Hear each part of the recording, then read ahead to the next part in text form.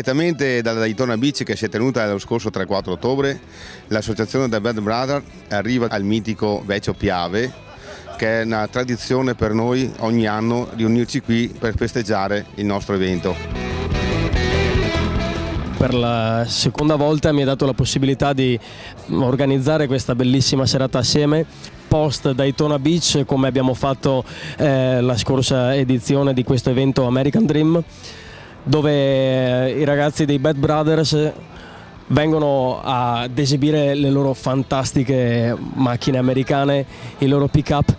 Quest'anno abbiamo anche l'onore e il piacere di avere anche qualche membro del Mustang Club Italia, e abbiamo la musica Country Live by Full Brand con la scuola di ballo country di Treviso, quindi abbiamo ingrandito ancora più quello che era già un evento importante.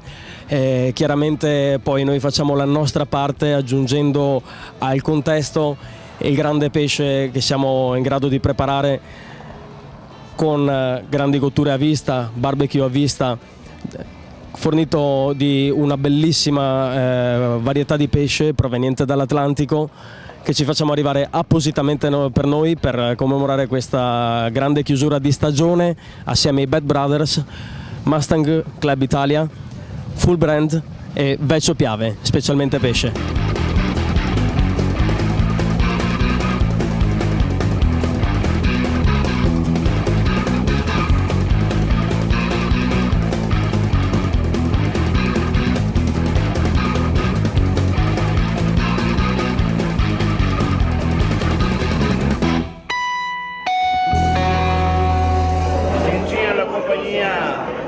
Evviva la compagnia!